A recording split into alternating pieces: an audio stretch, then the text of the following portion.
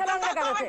Ma'am एक second, ये गंदा कमेंट कोई नहीं, आगे बढ़ते हैं, आगे बढ़ते हैं मैम, आगे बढ़ते हैं, आगे बढ़ते हैं, पूरी इज्जत करते हुए।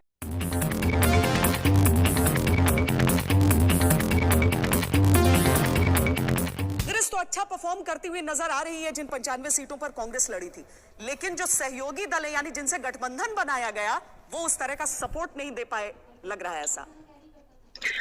श्वेता जी, वक्त हो रहा है 7:08 और मैं आज तक के इस प्लेटफॉर्म की और आपके एज अ जर्नलिस्ट के तौर पर बहुत समय से चित्रा जी की बहुत इज्जत करती हूँ। और हम जब आज बोल रहे हैं तो हमारे देश में कोविड से 3,80,000 लोग संक्रमित हो रहे हैं, 3,600 से ज्यादा सरकारी आंकड़ों के बतौर मौत हो रही है। आज भी लोग दर बदर की ठोकरें ऑक्सीजन के सिलेंडर के लिए, वैक्सीन के लिए, रेमडेसिविर के लिए, अस्पतालों में बेड के लिए खा रहे हैं और बेदम होकर दम तोड़ रहे हैं। शमशानों के बाहर लाइनें लगी हुई। तो मुझे ऐसा लगता है कि नैतिक जिम्मेदारी हमारी सार्वजनिक जीवन में इस समय इस एग्जिट पोल पर बात करने की होनी चाहिए, या किसी भी तरह से आपने प्रेशर बनाया हुआ है सरकार पर और सरकार को एक्ट करना पड़ रहा है, उस पर होनी चाहिए। जो बदइंतजामी और बदहाली दिखती है उसको देखकर मुझे लगता है कि आज शाम को हम एग्जिट पोल पर बात ही क्यों कर रहे हैं। देखिए, जीतना हारना सार्वजनिक जीवन का हिस्सा है। ये आंकड़े हैं एग्जिट पोल के, एक्चुअल रिजल्ट क्या होता है ये हमें पता नहीं है अभी, लेकिन we are dealing with a political opponent जिसके लिए 24/7 जब देश में 2,80,000 केसेस थे तब भी प्रधानमंत्री जी रैली कर रहे थे, जब 3,10,000 केसेस हुए तब भी गृह मंत्री जी रैली कर रहे थे। हमारा एक अपना मानना है कि जीत हार अपनी तरफ है। आज जब देश हार रहा है, और मैं आपको फिर से बधाई देती हूँ, मैं ये सरकास्टिकली बिल्कुल नहीं कह रही हूँ, आज तक ने प्रेशर बनाया हुआ है, आपकी तस्वीरों ने, आपकी ग्राउंड रिपोर्ट ने सच दिखाया है, आज जरूरी है वो हो। आज देखिए देश में क्या हो रहा है। मैं एक सेकंड की ये बात कहकर अपनी बात खत्म करती हूँ। प्रधानमंत्री केयर फंड में आज गूगल 135 करोड़ यूनिसेफ के थ्रू डालना पसंद करता है, रेड क्रॉस के थ्रू कनाडा और न्यूजीलैंड पैसा भेज रहा है, लेकिन प्राइम मिनिस्टर केयर फंड में नहीं डाल रहा है। ये विश्वसनीयता हमारे प्रधानमंत्री की देश में थी, अब ना विदेश में। क्या ये ठीक है? क्या ये ठीक है कि हमारे देश में जो दुनिया का सबसे बड़ा ऑक्सीजन निर्माता है, लोग बेदम होकर बिना ऑक्सीजन के मर रहे हैं? जो फार्मेसी ऑफ द वर्ल्ड है, 1 मई से जो जुमला दिया गया है, एक राज्य नहीं लगा सकता है वैक्सीन। आज मैं इन सवालों को जरूर इसलिए पूछना चाहती हूँ बिकॉज हम में से किसी को, मुझे लगता है इस पैनल में सब जिम्मेदार लोग बैठे, should we take our foot off the pedal? क्या हम जरा सी भी सांस ले सकते हैं इस समय जब हमारे फेलो इंडियंस बेदम होके मर रहे हैं? मैं सिर्फ ये बोलना चाहती हूँ, और आप एक बड़ा सकारात्मक रोल आपने प्ले किया है।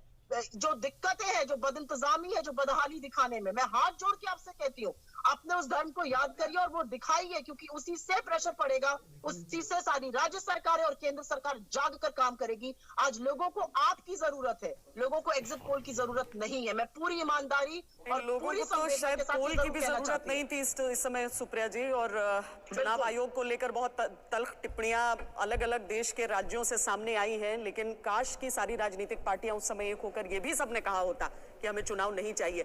एक साथ मिलकर, कुछ चीजों में एक साथ मिलकर काम किया जाता है, लेकिन इस समय चूंकि हम कहा गया था जी जी मुझे लगता है आज उसको कहने का दोबारा से लौटने का वक्त नहीं है। और मैं तो प्रदेश में आज last phase of panchayat elections में 24 करोड़ की जनता उत्तर प्रदेश में, और पंचायत इलेक्शन जिस तौर पर हुए हैं, देखिए किस तरह से महामारी वहां पर विस्फोटक रूप ले रही है।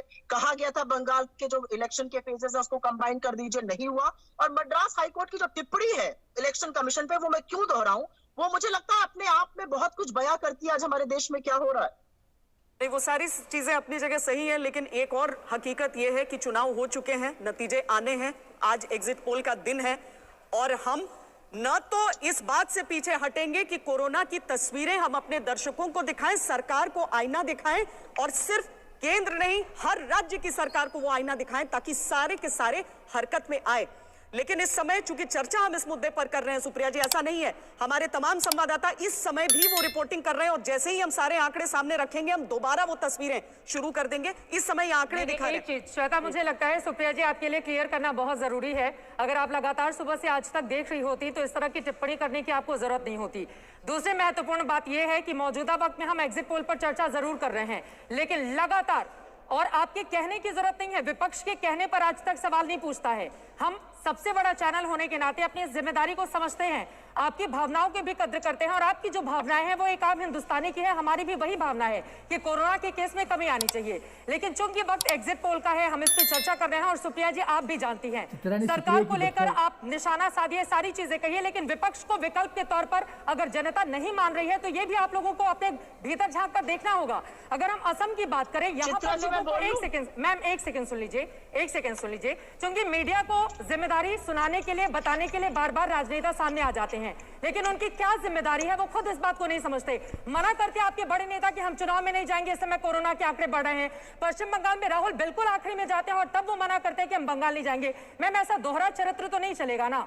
और इस तरह से मीडिया को उसका, मैम सुन लीजिए, प्लीज सुन लीजिए, मीडिया को ज्ञान देना बहुत आसान होता है, खुद नहीं सुन लीजिए ना, खुद बहुत मुश्किल होता है कि कांग्रेस पार्टी ने क्या किया। आप बताइए ना पंजाब में क्या हो रहा है, आप बताइए राजस्थान में क्या हो रहा है, आप दूसरे राज्यों का उदाहरण दीजिए, केरल में बताइए क्या हो रहा है।